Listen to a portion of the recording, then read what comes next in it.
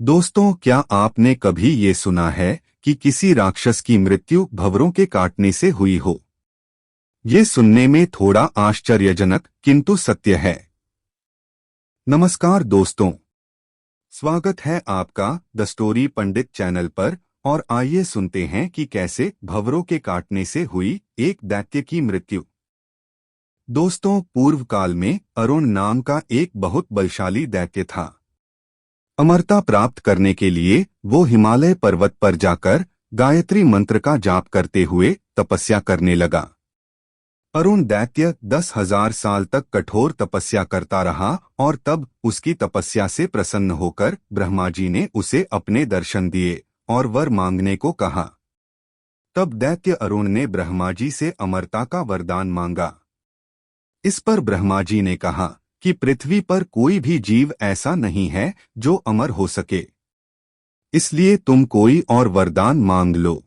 इस पर अरुण दैत्य ने कहा कि हे प्रभु, फिर मुझे ये वरदान दीजिए कि मेरी मृत्यु न किसी युद्ध में हो और न ही किसी अस्त्र शस्त्र से हो, न किसी स्त्री या पुरुष से हो और न ही 2 या 4 पैर वाले प्राणियों से हो, और साथ ही मुझे अत्यधिक बल भी दीजिए।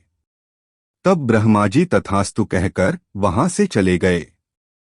ब्रह्मा जी से वरदान पाकर अरुण दैत्य को स्वयं पर अत्यधिक घमंड हो गया और फिर उसने अपने अहंकार में स्वर्ग पर ही आक्रमण कर दिया। तब इंद्र सहित सभी देवी देवता स्वर्ग से भागकर ब्रह्मलोक पहुंचे और ब्रह्मा जी को सारी बातें बताईं। तब ब्रह्मा जी सभी देवी देवताओं को अपने साथ लेकर कैलाश पर्वत पर गए और सभी कुछ शिवजी को बताया।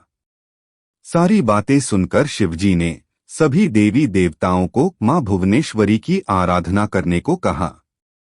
शिवजी की आज्ञा पाकर सभी देवी देवता मां भुवनेश्वरी की आराधना करने लगे। तत्पश्चात उनकी प्रार्थना से प्रसन्न होकर माता भुवनेश्वरी ने उन्हें दर्शन दिए। तब सभी देवी देवताओं ने मां को अपना सारा दुख बताया और साथ ही ब्रह्मा जी के द्वारा दैत्य अरुण को दिए गए वरदान के बारे में भी अवगत कराया। सब कुछ सुनने के बाद माता भुवनेश्वरी ने मुस्कुराते हुए कहा कि एक जीव ऐसा है जिसके पैर 4 से ज्यादा हैं और वही जीव उस दुष्ट और अहंकारी राक्षस का अंत करेगा। फिर उन्होंने अपने हाथों से बहुत सारे भंवरों को निकाला। सभी भंवरे माता से आज्ञा लेकर स्वर्गलोक पहुंचे और एक साथ अरुण दैत्य को काटने लगे। भंवरों की संख्या इतनी ज्यादा थी कि उनके काटने से कुछ ही देर में अरुण दैत्य की मृत्यु हो गई और फिर इंद्र तथा सभी देवताओं को स्वर्ग वापस मिल गया।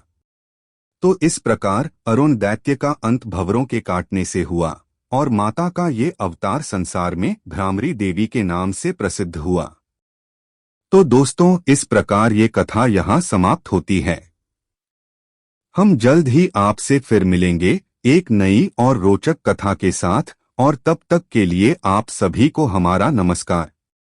श्रोताओं, अगर आपको हमारा प्रयास अच्छा लगा हो तो चैनल को सब्सक्राइब अवश्य करें तथा अपने मित्रों और परिवार के सदस्यों में शेयर भी करें। धन्यवाद।